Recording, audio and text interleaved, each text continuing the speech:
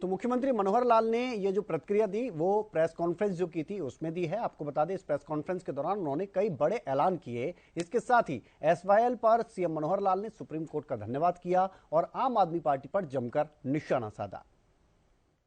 प्रश्न किसी पार्टी का नहीं है। एक सरकार के दो चेहरे, दो मुंही सरकार।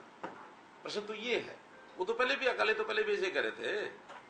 वो तो एक स्टैंड अलग अलग है, पहले से आज का नहीं है।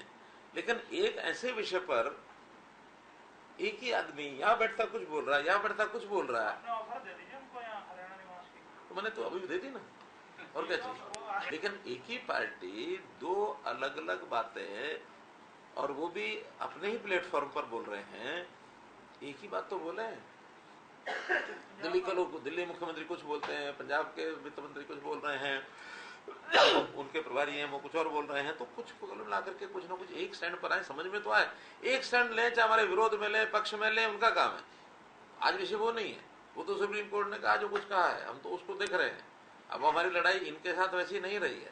इनका तो एक स्टैंड अपना है, हमारा स्टैंड अपना है। सब पार्टियों, हरियाणा की सब पार्टियों का एक स्टैंड है। लेकिन कम से कम एक पार्टी एक स्टैंड रखती है, उसको लेकर के चलना चाहिए। चीन के हांगझाऊ में जो एशियाई खेल हो रहे हैं, उसमें इस समय तक कुल देश की जो मेडल टैली है वो 83, इंडिविजुअल 47 और टीम के 36 हैं, जिसमें 20 गोल्ड हैं, 31 सिल्वर हैं, 32 ब्रॉन्ज हैं, ऐसी 83 हैं। और इसमें हमारे लिए प्रसन्नता की बात यह है कि 83 में से हरियाणा के हैं 21, विच इज मोर देन 25%। 84 होते तो 21, 83 में 21, तो it is more than that. जिसमें 7 गोल्ड हैं, अगेन ये 1/3 हैं, 3 सिल्वर हैं, 11 ब्रॉन्ज हैं। इस प्रकार से ये जो एशियन, पैरा एशियन, इसमें एशियन ही है, पैरा एशियन तो नहीं है, एशियन गेम्स में कुल 655 खिलाड़ियों ने इसमें भाग लिया, जिसके अंदर हरियाणा के हैं 86, यानी कुल मिलाकर के 15। सोनम का मेडल आ गया है तो 22 हो गए। 22 हो गए। चलो आपके बैठे बैठे 21 से 22 हो गए, सोनम मलिक का है, आपके बैठे बैठे 22 हो गए। तो इसके लिए मैं बहुत बहुत बधाई देता हूं।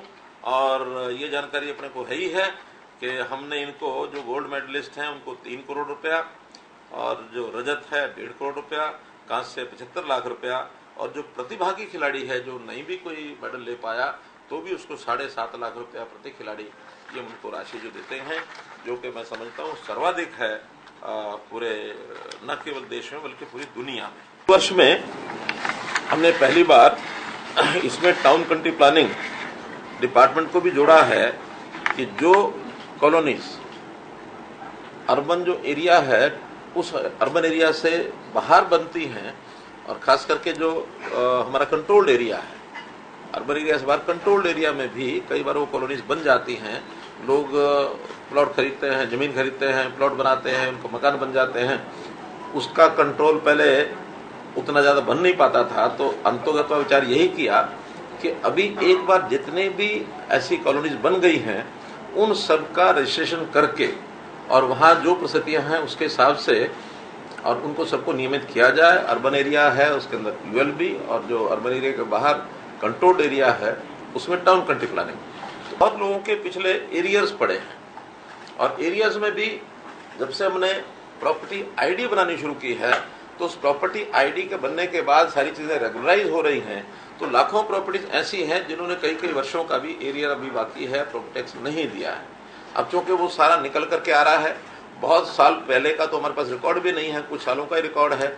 ऐसे सबके एरियाज पहले तो इंटरेस्ट के साथ भी था, क्योंकि प्राय जितना एरियर है उतना ही इंटरेस्ट भी है। वो उतना ही इसलिए है क्योंकि सुप्रीम कोर्ट का एक बंधन है कि जितना कोई टैक्स या एरियर बाकी है उस पर इंटरेस्ट और पेनल्टी उससे ज्यादा नहीं लगा सकते। अगर उससे ज्यादा लगाने की छूट होती तो शायद उससे डबल ट्रिपल भी ये हो सकता था। लेकिन जितना एरियर है उतना उस पर टैक्स और पेनल्टी भी है। तो आज मैं ये घोषणा करता हूं कि पिछला जितना भी एरियर है उसके ऊपर टैक्स और जो पेनल्टी है उस सारे